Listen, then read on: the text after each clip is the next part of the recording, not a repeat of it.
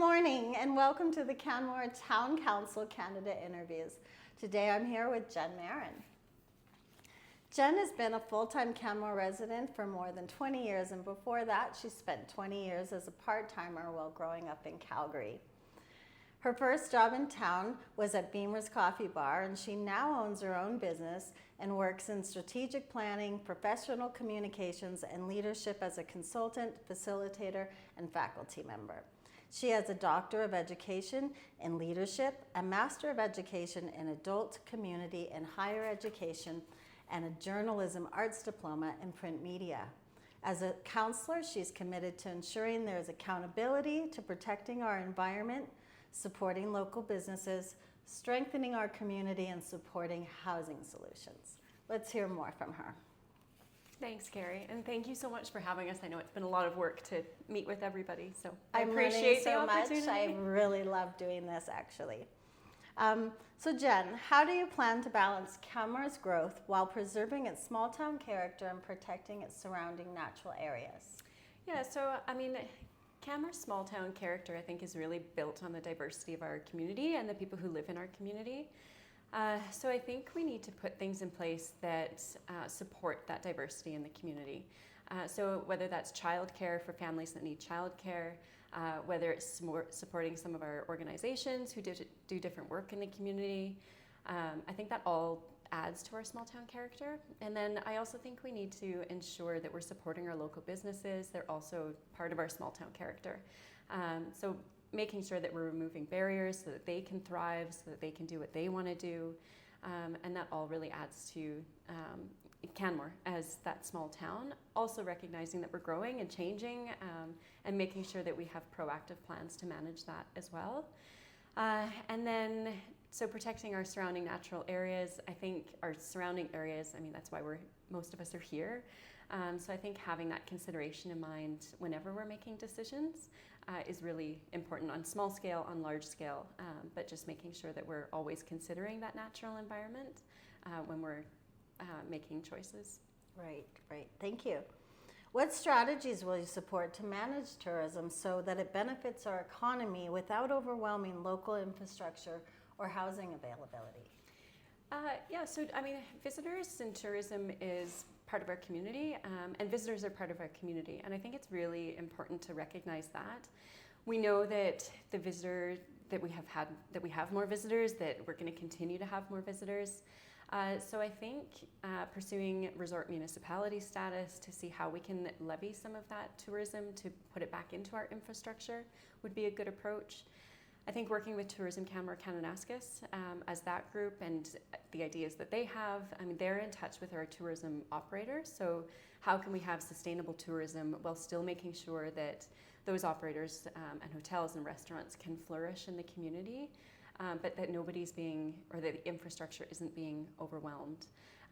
So really, again, having that plan, making sure that we are planning for the tourism, because we know that visitors are going to keep coming, versus ignoring it or trying to turn them away. I think it's a beneficial part of our community to have visitors, and they support our businesses.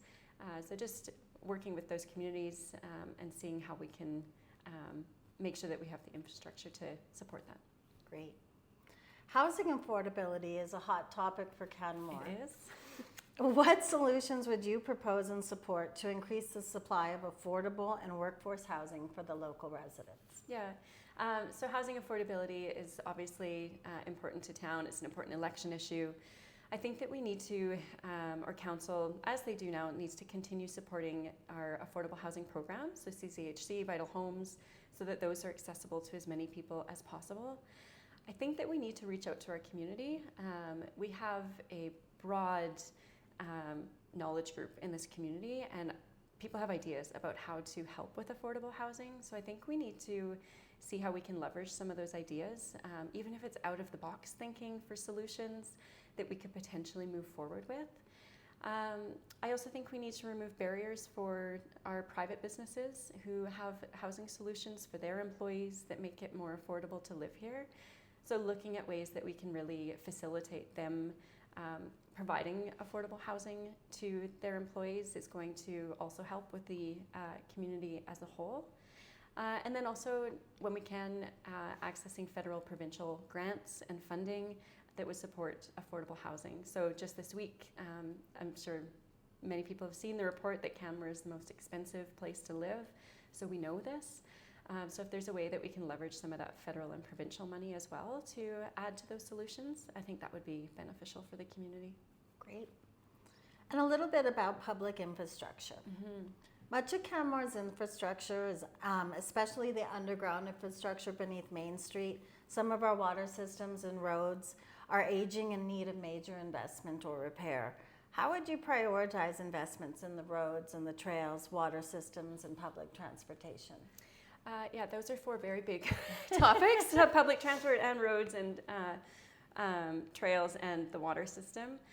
The water system in particular, so we know that there's been a poop smell in Canmore. Nobody likes the poop smell, visitors or residents, and a lot of talk about how we can upgrade the water treatment plant or the system, which I agree needs to probably be done, but I also think we need to take a step back and look at it systemically. So not just the water treatment plant, but I've heard from interest groups that the underground water pipes are a problem right now. So they're aging, they're leaking. So instead of just addressing one piece of that system, and I'm just using the water system as an example, but it would be same for roads and trails, looking at it more holistically as a system. But I don't feel like replacing the water treatment plant without addressing, for example, the leaking pipes is going to be a good long-term solution. So taking a step back, looking at that whole system, making sure we have a proactive plan that addresses all parts of that system and not just a singular part of that system that is going to be impacted by other things that we haven't addressed. So like I said, that's the water system for sure, but it would be the same for roads and public transit and trails, is looking at all of it together, or roads together, public transit together, trails together, instead of just one piece, so that we actually do have a longer term plan that incorporates that whole system instead of just one aspect at a time. Great. Downtown sounds like it's going to be looking at some big changes over the next 10 years. What are your visions for the future of downtown Canmore and the other commercial districts? Yeah, so downtown Canmore, I think that we need to make sure that we're optimizing the space. I mean, downtown Canmore is a limited amount of space, and there's a lot of people who want to be there, especially in the summer. So we need to optimize it for the businesses, for the locals, for the residents, and the visitors as well, which I think is a challenge. People are in downtown for different reasons. Visitors are there for different reasons. They're not going to the dentist like residents are. Businesses want to make money. They should. When the businesses do well in downtown Canmore, in all of Canmore, it benefits the entire community. So I think we need parking solutions. We need parking downtown. People are going to continue to drive to Canmore as visitors or just to go downtown for essential services. So making sure that we have viable parking solutions that address that, and then making sure that we are, to the best of our ability, creating a downtown Canmore that benefits the businesses and the residents and the visitors, and finding that balance to make sure that it is accommodating all of those different needs for, or desires for, being downtown as well. And then you asked about the commercial district. I think we need to, for the commercial district, really consider how we're looking at that commercial district and the zoning. Some businesses have brought forward ideas for example, affordable housing solutions that would be in some of those districts. I think we need to consider those and take a look at how we can also use those spaces efficiently for residents and businesses as well. Thank you. So far, Canmore has been very lucky in terms of wildfires. What climate adaptation or mitigation strategies would you champion to make Canmore more resilient to wildfires, flooding, or other climate-related risks? Yeah, I mean, wildfires is top of mind for everybody. We know that we've had smoky summers. We know what happened with Jasper. I think it's great that Canmore's moving forward with some of the mitigation, such as the Bow Valley Fire Guard that's going in place. I'll admit it's a bit shocking. I'm on Montane Trail a lot, And the first time I went over to that space between Silvertip and Harvey Heights, and there was, I mean, essentially the forest, a big portion of that forest wasn't there. It's a bit, I want to say heartbreaking, but at the same time it's necessary. So I think it's good that we are making some bold moves to protect the community. And now we're doing the work up at the Nordic Centre. That's going to be a change for people to see. It's a change of the landscape. So I think continuing to make sure that we are putting those things in place, particularly with wildfires. But I also think there's an opportunity to engage the community on a more individual level. So we have Fire Smart initiatives in town, and I'm not sure how many people know about that. So you can request that Fire Smart comes and does an assessment of your property or your community, and they give you specific recommendations on how to Fire Smart that area. It's voluntary right now. You can request that, and they'll come out. But I wonder if there's an opportunity to provide more education to the community so they know to request those services, and or even set up a plan that kind of ensures that the entire community is covered, so that on a more individual basis, we're more aware of what we can do with our properties and our small communities to be more fire smart. And flooding mitigation, important. There's a lot of work that's been done, obviously, with Cougar Creek in the last 12 years. But I really think that there's an opportunity to kind of work individually and have that collective positive impact as far as the fire smart component of town. Great, thank you. A little bit about arts, culture, and recreation. Mm-hmm. How do you see the town supporting arts, culture, and recreational opportunities that will help strengthen our community life even more? So one of the things that I love about Canmore is the arts, culture, and recreation opportunities. There's so many. And even just running for council, talking to people, everybody has such unique and different passions and hobbies. And I think in Canmore, they're able to pursue many of them, whether that's pottery or quilting or trail running or cross-country skiing or all of the cultural opportunities that we have and the different groups that are represented in town. So I think it's important that council does what they can to support all of those. And that could be financially. I mean, there's obviously a financial component of that. But I also think there's an opportunity to look at other ways of supporting all of the arts, culture, recreation opportunities. So whether that's providing space. I was at the Indigenous Market this summer that was in front of the Civic Center and was partially on Main Street. So providing spaces for things like that to happen. Promoting events that are happening. It's Canmore Pride coming up October 4th it starts. So how do we support that as a municipality? And again, having that really broad perspective, everybody experiences Canmore differently. So I have my hobbies and passions in Canmore, but they are completely different to what other people have in Canmore. So really just having that broad perspective and making sure that we're supporting as many of those groups and initiatives and opportunities as we can. Great. They say it takes a village. So how will you involve residents in major decision and a council and make council more important or transparent and accountable to the community? Yeah, so I mean, involving residents in major decisions, I think is a core piece of what council needs to be doing. And I think that the council really needs to ensure that the feedback that they're getting from residents is authentic and genuine and not just a check mark for community engagement. So when there's major decisions, it's making sure the community is aware of those major decisions, being transparent of what those decisions or those projects are, making sure that the appropriate interest groups are identified, that they are reached out to directly, that they're given the opportunity to provide feedback on those projects. And then when we do that, I think we need to go into it with a very open mind and be willing to pivot and adapt based on that feedback that we receive. So there might be a draft plan in place for something, and if the feedback, the genuine, authentic feedback received from the community contradicts maybe what was in that plan or changes the direction of that plan, we need to be willing to make those changes. So I think that's a really important part of that feedback from the community and engagement with the community.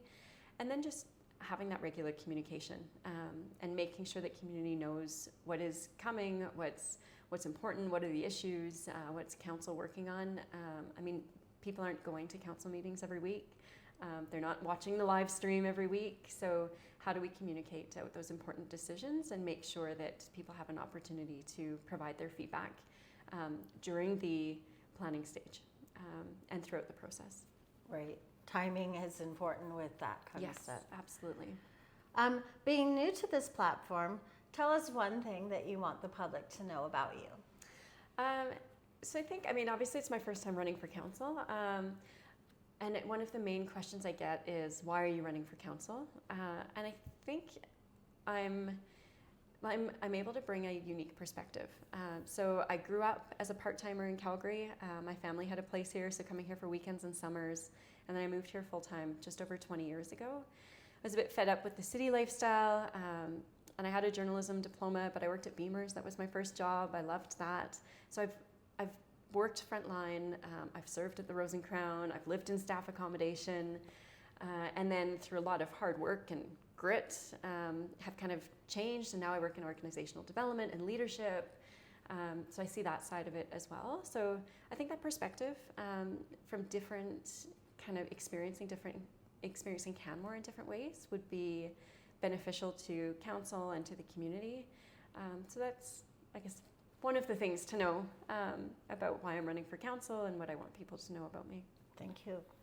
And tell us one issue that might be particularly important to you to really work on if you get elected these next 4 years. Yeah, I think, there's many issues, and we don't even know what the issues are going to be over the next 4 years.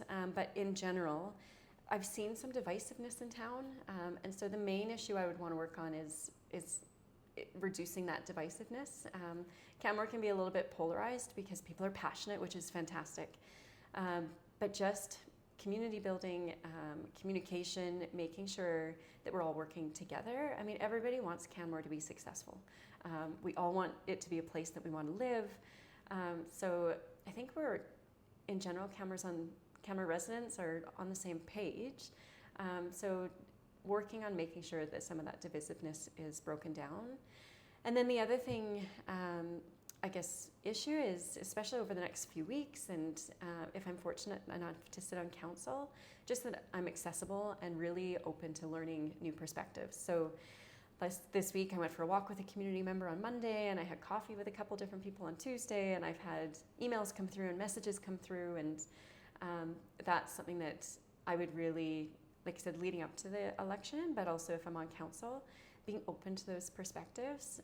My experience with Canmore is different than everybody else's. So just knowing that I'm available, I'm open to meeting with people and chatting with them and responding to messages and hearing what they have to say as well. Very good to know. Yeah. Very good to know. Thank you, Jen, for being here today. Thanks, Carrie. And thank you for watching.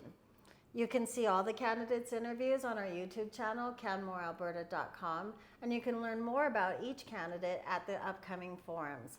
A full schedule is on the Town of Canmore website, and please don't forget to come out to vote on October 20th. Thank you.